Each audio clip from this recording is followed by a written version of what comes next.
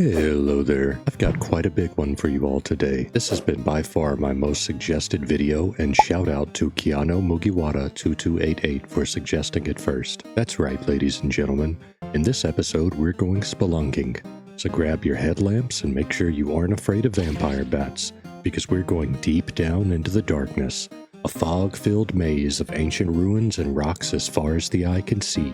Turnback Cave, where I farmed for 5 hours. Turnback Cave, a convoluted mess of endless rooms, countless rocks, and more fog than you can see through. Located south of DRIFTVEIL, shielded from the outside world behind Spring Path, nestled at the heart of Sendoff Spring. If you didn't have a map or prior knowledge on where it is beforehand, you would never know it existed. There are two things stable in the depths of this cave: a starting room and a room hidden deep, deep down, a room of shadow, past what are known as the three pillars. This one is different, a staircase leading down to a grand pedestal. If you are so blessed or cursed enough to have ever glimpsed beyond the veil into what some call Distortion World, ah yes, you see it too, in the center of this room, upon its ancient resting place, a great shadow, Giratina, the Renegade. Please note this section is for lore purposes only. Giratina is only a storyline boss fight in PokeMMO and will not be present in Turnback Cave.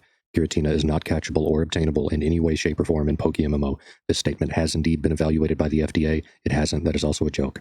Home to many Pokemon, Turnback Cave has no shortage of things to do or creatures to capture. Golbat, Graveler, Golem, and Ghastly. Haunter, Kimiko, Bronzor, and Bronzong. Duskull, Dusclops, and Dusknoir. Dusknoir being the lure-exclusive Pokemon for this area. And finally, something quite odd. A rare sight one can only see deep within the recesses of this ancient cavern. Spiritomb, the forbidden Pokemon. But Pokemon are not why we are in Turnback Cave. They do, however, have what we want: stones, rocks, and fossils, Reaper Cloths and Metal Coats, Soothe Bells, and Spell Tags. This area is absolutely teeming with held items ripe for the thieving. When using Rock Smash on the many rocks found within Turnback Cave, Pokemon will pop out quite often. Graveler, uncommonly Golem, and then extremely rarely Spiritomb. These Pokemon can hold Everstones, Hardstones, Armor Fossils, and Skull Fossils. The subject of today's video: Bronzor and Bronzong hold Metal Coat, the Duskull line holds Reaper Cloth, Spell Tag, and Kasib Berry, Kimiko can hold Cleanse Tag, Colbur Berry, and Soothe Bells, Spiritomb, Smoke Ball, and finally Haunter with Spell Tag. And just to mention it here, you cannot dig or escape rope out of Turnback Cave. You must do as the name implies, turn back to exit. More on that later. To access Turnback Cave, you need to complete the Sinnoh Elite Four. A Rock Climb Pokemon or Ocarina is also required to reach the cave. A Rock Smash Pokemon or Ocarina is required to farm fossils. A Defog Pokemon or Ocarina, this is not technically required, but fog lowers accuracy, and trust me, you do not want to be missing Thief constantly and wasting time. Please bring Defog. A Frisk and Thief Pokemon. The build doesn't really matter for this method, although higher HP is nice. I will be using my trusty Dusknoir as always. And optional, but extremely encouraged, 2 different shiny catching Pokemon. A Damp Pokemon to prevent explosion or self-destruct in case you find a shiny Graveler or Golem, and a suicide prevention Smeargle with the moves Imprison, Memento, Curse, and Soak. I have a video going in-depth on specifically how to build this Smeargle. If you would like to follow along, the link is in the corner now and in the description. If you run across a shiny Spiritomb and don't have this Smeargle, you're going to need to Master Ball it, because there's a 50-50 chance it will Minecraft itself, either with Memento or Curse. Also, a Teleport Ocarina or Pokemon is useful to get back to DRIFTVEIL in between trips, and you cannot dig or escape rope out of Turnback Cave, so we don't need those. To get set up, let's fly on over to DRIFTVEIL in Sinnoh, and enter the Pokemon Center to set Teleport. While we're here, let's go over our team and make sure we have everything we need. Our Frisker in the lead with Thief. You can bring multiple to extend trips, along with our 2 shiny catchers, 1 Damp Pokemon and 1 Imprison build Smeargle, an HM Slave with Rock Climb, Smash, and Defog, or the equivalent Ocarinas, and Teleport if you have it. Alright, all set, let's exit the PC and bike on down south to Route 214. Once there, continue south, and on the right side past a few fences, You should see an opening in the forest. Continue through Spring Path to Send Off Spring. Cross the grass and rock climb north. Continue to the backside of this valley and rock climb down.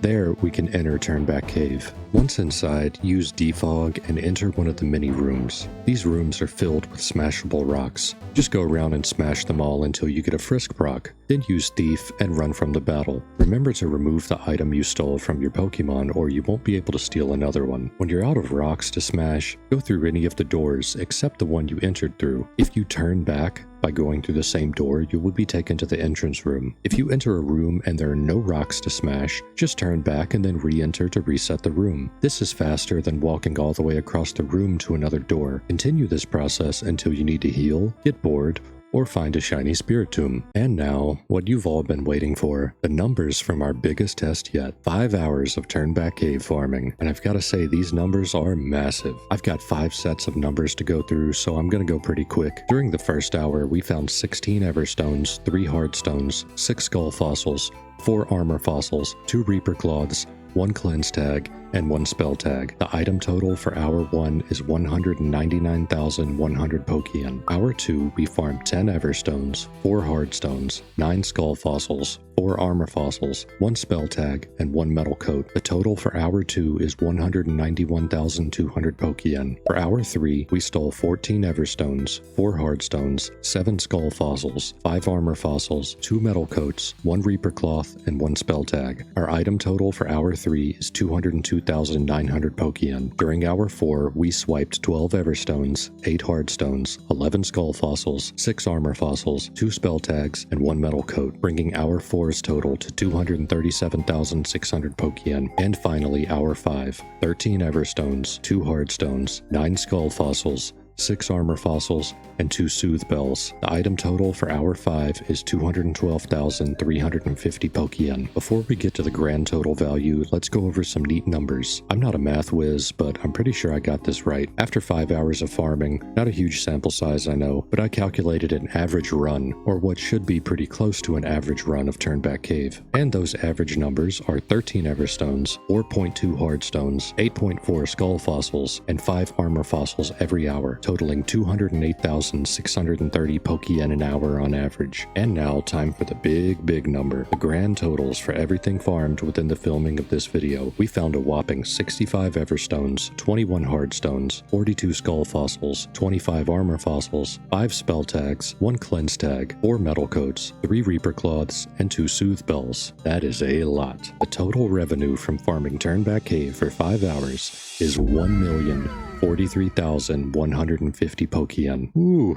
that was a lot of stuff. This method surprised me. I knew it was profitable and a very well-known method, but I did not, however, expect it to be this darn consistent. We managed very similar numbers every single hour. I'm very impressed, and don't forget about the chance of a super rare shiny. Blue Spiritomb is crispy. In conclusion, this method is great, one of the best. The absolute best.